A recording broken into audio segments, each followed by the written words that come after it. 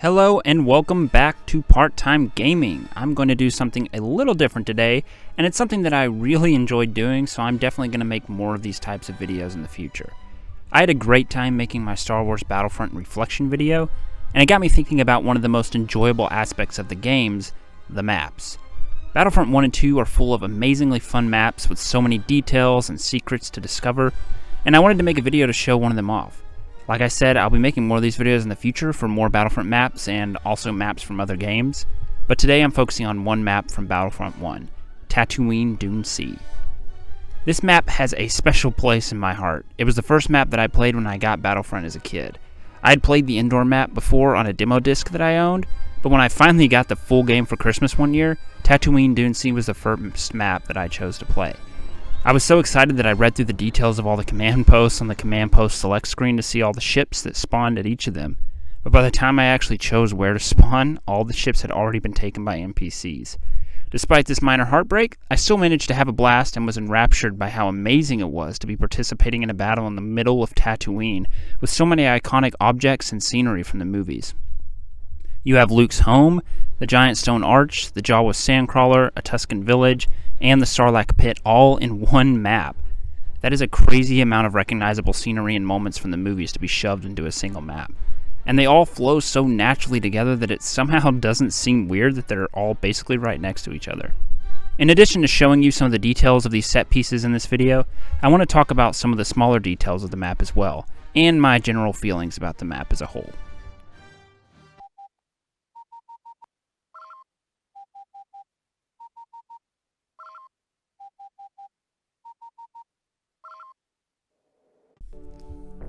I'm going to start with quickly just showing off those iconic set pieces, the first of which is the giant stone arch.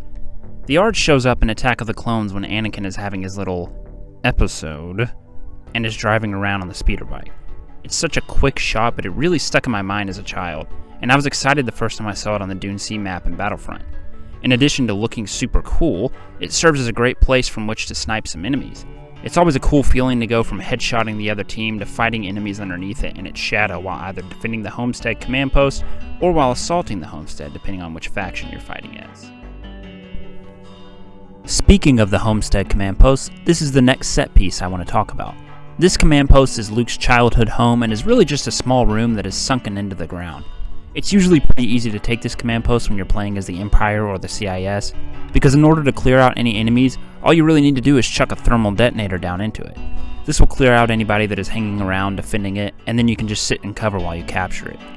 Regardless, it's still a cool little set piece that is probably the most iconic of all on this list. You can turn and see the twin suns when standing outside of it, and it really calls to mind that famous scene from Episode 4 where Luke stares into the setting suns while contemplating his seemingly simple and inconsequential life. The home is so recognizable, and you're probably going to spend a large part of the battle fighting around it. Next up is the Jawa sandcrawler. This is the command post that I usually spawn at when playing as the Empire or the CIS. It has that great sense of scale that you get when you see it in the movies. It looms over the battlefield like a giant monolith, making it seem oppressive and threatening, especially with the broken droid parts littered around it. Right out front of the sandcrawler is where the skiff spawns, which is a really fun vehicle to get in and have three fellow soldiers pile in, allowing you to cruise around the battlefield taking pot shots at the enemy. Two speeder bikes also spawn here, which are very useful for getting around the map quickly to stop the opposing faction from taking a command post or for quickly taking out a few enemy soldiers. Another set piece that you can find in this level is the Tusken Raiders village. Tucked off on the left side of the map, between several stone pillars and cliffs, you can find a small Tusken village with tents and flickering fires. It's hard to truly appreciate this command post since you will most likely be getting viciously attacked by the Tusken Raiders if you are unlucky enough to find yourself in the midst of the village. However, if you can find a moment of peace, you can notice the great details around the camp. You can actually go inside of their tents, and the fires burn as if the Tuskens had to quickly leave their camp when they noticed the battle raging around the area. This command post adds a great amount of depth to this level that you don't find in most maps in this game. You can choose to completely ignore it if you wish, and either avoid Tusken Raiders as you fight the opposing faction or pick them off as necessary, or you can make the choice to raid the village and take the command post in order to get rid of the Tusken threat for good. It's completely up to you, and it's really awesome that the game allows you to make that choice as you deem necessary. Although I will say, I tend to just try and avoid the Tuscans whenever possible, because storming the hill upon which their village is situated is no small feat, and usually ends in a bloodbath for me and my team. The last iconic set piece that I want to bring attention to today is the infamous Sarlacc Pit. It sits at the base of the hill under the Tuscan camp between it and the Cistern's command post.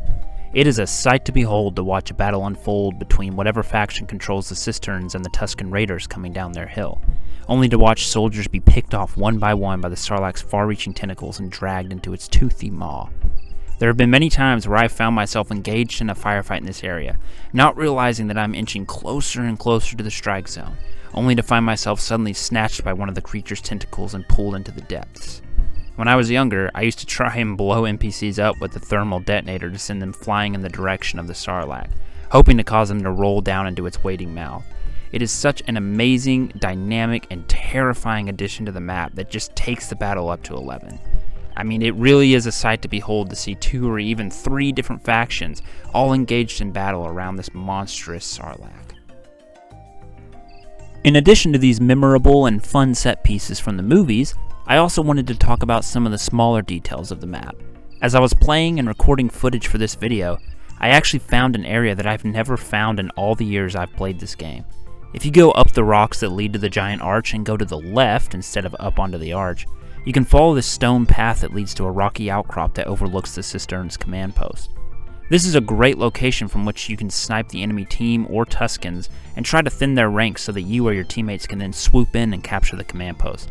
I was so excited when I found this little area while recording footage for this video, and it's moments like these that make this game so great and give so much depth to these maps. Another little detail is one that I've already mentioned. Outside of the Jawa's sandcrawler, you can find scattered droid parts. The Jawas are known for finding / kidnapping / stealing droids and selling them to the inhabitants of Tatooine. They don't really care what condition they're in, and they don't do much to keep them in good condition, so they often have droids that are quite literally falling apart, as seen in episode 4 when an astromech unit literally explodes moments after Luke and his uncle purchase it. So it's just a nice little bit of attention to lore to see these parts outside of the sandcrawler command posts on this map. In addition to all of this, it's just a fun map to play on. It has a nice flow to it, taking turns either attacking or defending the Homestead while pushing forward to take the Cisterns, all the while having to fend off aggressive Tuscans. There's such a great ebb and flow to the battle on this map that is so dynamic and can take a turn for better or worse at any minute. And surrounding this chaotic battlefield is a beautiful skybox containing capital ships and of course the ever iconic twin suns. It's nice to just take a moment and look outside of the map's boundaries to appreciate the unending desert that gives this map its name. It really makes you feel like you're fighting in the middle of this large, desolate desert, and it adds this element of almost desperation to the fight. Overall, I think Dune Sea is a beautifully crafted map that offers so much more than a regular firefight. It makes you really feel like you're in the middle of a desperate battle within the Star Wars universe, fighting for control amidst several recognizable landmarks from the movies. I've probably played this map more than any other map in Battlefront 1, and I'll continue to jump in and join the Dune Sea battlefield anytime I'm in the mood for a chaotic and deeply interactive battle. This really is at the peak of what makes Battlefront 1 so special, and I can't wait to see what new stories are crafted as I continue to play this map in the future. This has been Part Time Gaming. Thank you, and God bless.